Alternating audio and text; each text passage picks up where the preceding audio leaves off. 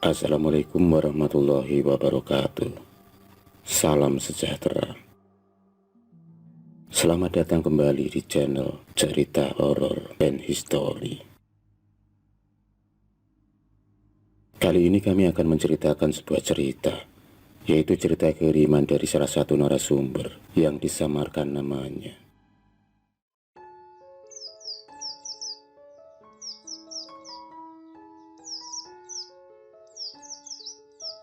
Janda adalah salah satu status yang ditakuti sebagian para wanita.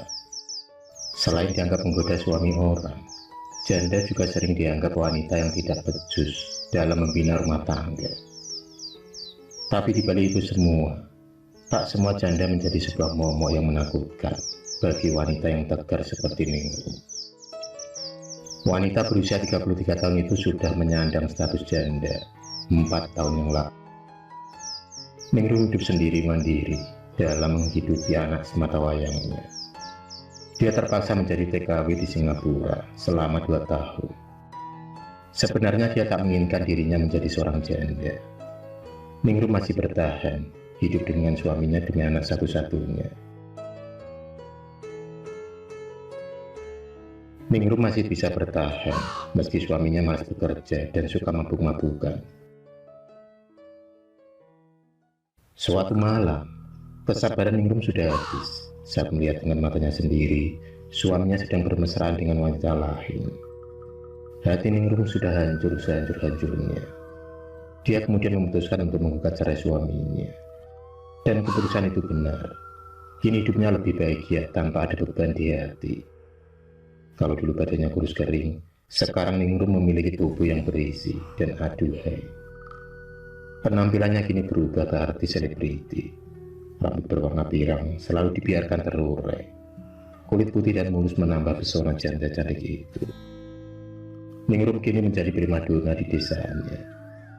Anak perempuannya yang sudah beranjak dewasa pun mewarisi wajah cantik ibunya.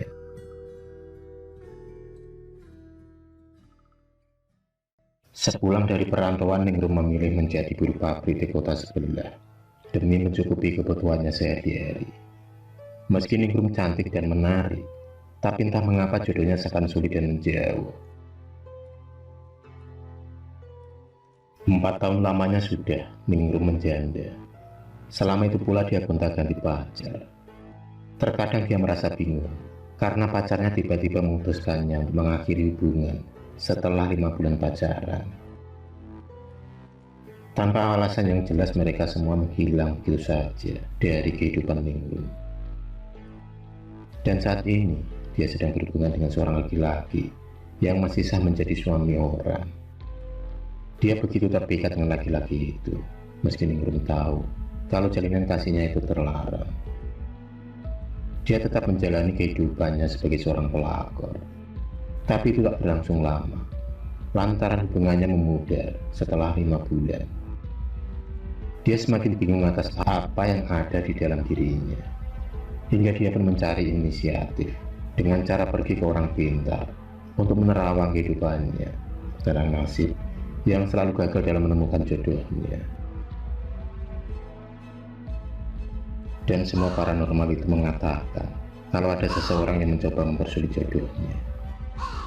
Cerita pun berlanjut ketika anak Ningrum, yaitu Dinar, sering menemui keganjilan di dalam rumahnya. Ketika Dinar sendirian, dia selalu mendengar seseorang memanggil-manggil namanya. Tak hanya itu saja, Dinar juga sering melihat siluet bayangan hitam yang masuk ke dalam kamar Ningrum.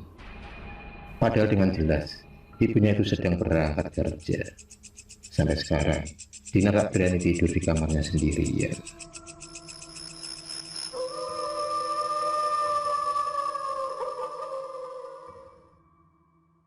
Hari demi hari perasaan Ningrum sering gelisah. Dia merasa tubuhnya kepanasan, meski di cuaca dingin sekalipun. Dia tahu ada yang tak beres dalam tubuhnya, hingga dia menemui seorang ustaz untuk meminta tolong meruqyah dirinya. Dan benar saja, sesampainya di sana, ustaz itu merasakan ada aura negatif dari tubuh Ningrum. Tapi anehnya, sosok di balik raga Ningrum mendadak menghilang saat mengetahui kalau dia akan diruqyah. Ustadz itu pun menjelaskan kalau dia sebenarnya diguna-guna seseorang agar sulit mendapatkan jodoh. Ningrum selalu bertanya-tanya, siapa di balik semua itu? Orang pertama yang ada di benaknya adalah mantan suaminya yang masih tak rela karena dulu pernah digugat Ningrum. Dan orang yang kedua adalah istri dari laki-laki yang dulu pernah direbutnya. Pertanyaan demi pertanyaan masih menarik di otaknya hingga sekarang. Kemistisan pun mulai dirasakan oleh Ningrum. Dia sering merasa dibentuti orang dari belakang. Bahkan, pernah suatu malam, Ningrum dengan jelas melihat sosok makhluk tinggi besar menatap tajam ke arahnya. Sontak saja dia berteriak hingga membangunkan Dinar yang sudah tertidur pulas. Apa yang dialaminya malam itu tak hanya 1-2 kali saja. Bahkan Ningrum sudah diteror makhluk-makhluk tersebut berkali-kali.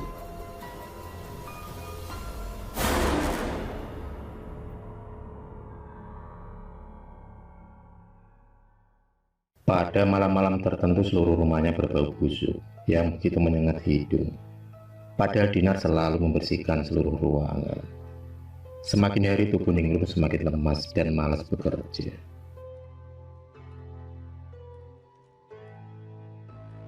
Tiga minggu pun berlalu. Ningrum kini sedang berbunga-bunga lantaran ada seseorang yang mengisi hatinya yang sepi. Dialah Aji, salah satu rekan kerjanya yang sudah lama menaruh hati pada Ningrum. Aji menunjukkan keseriusannya dengan melamar Ningrum meski mereka baru kenal 3 bulan dan menjalin kasih. Tapi Aji yakin kalau Ningrum adalah wanita yang terakhir dalam hidupnya.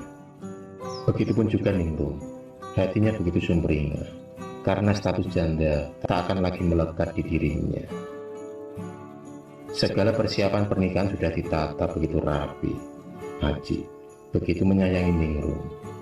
Dia pun menerima Dinar sebagai anak sambungnya. Tapi kebahagiaan Ningrum tak berlangsung lama, karena Aji tiba-tiba saja memutuskan hubungannya secara sepihak. Aji mengatakan kalau wajah Ningrum tak secantik dulu. Ningrum seolah berubah menjadi sosok wanita tua menyerupai nenek-nenek. Dan tak hanya itu saja, Aji juga sering diteror oleh makhluk-makhluk aneh yang datang di alam mimpinya untuk menjauhi Ningrum. Dan anehnya, Aji menuruti semua permintaan dalam mimpi aneh tersebut. Keputusan Aji membuat Ningrum marah. Dia sering uring-uringan dan tak lagi peduli pada penampilannya. Ningrum merasa putus asa. Rambutnya yang dulu wangi dan terurai lembut kini dibiarkan acak-acakan begitu saja. Tubuhnya juga kurus kering lantaran tak ada lagi nafsu untuk makan. Maka tak jarang dia sering sakit, dan itu pun berimbas pada pekerjaannya. Tapi banyak temannya yang sering menjenguk ke rumah Ningrum karena mereka simpati dengan keadaan yang menimpanya, termasuk Pak Sodikin, kepala mandor di tempatnya bekerja.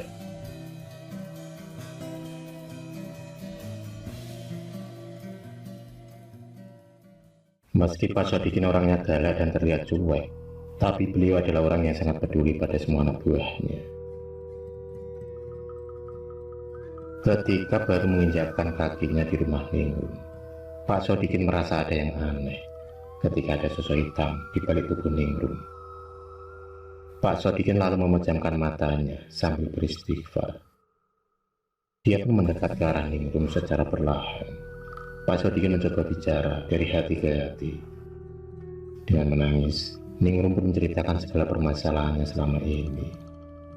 Menjadi janda bukan keputusannya, tapi keadaanlah yang membuatnya seperti ini. Selain beban mental karena dipandang sebelah mata oleh para tetangganya, Ningrum juga harus berjuang sendirian dalam menghidupi keluarganya. Pak Sodikin yang masih setia mendengar curhatan Ningrum merasa sangat simpati. Sifat kebapaannya pun muncul menenangkan Ningrum. Pak Sodikin mengatakan kalau ada makhluk yang sering membayang-bayangi Ningrum, makhluk itu tak ikhlas kalau dia punya suami. Sosok itu bisa datang dan pergi sesuka hatinya, dan tak mudah untuk dihilangkan, bahkan diruqyah sekalipun. Pak Sodikin menjelaskan makhluk itu akan hilang dengan sendirinya asal Ningrum sering sholat dan mengaji. Dan yang terpenting Ningrum harus bersugesti dan berpikiran selalu positif. Di akhir pertemuan Pak Sodikin memberi segelas air minum untuk Ningrum yang sudah diberi doa-doa. Sampai sekarang Ningrum belum tahu dari mana sosok hitam itu. Tapi yang pasti Ningrum hanya bisa berpasrah dan mendekatkan diri pada Sang Ilahi.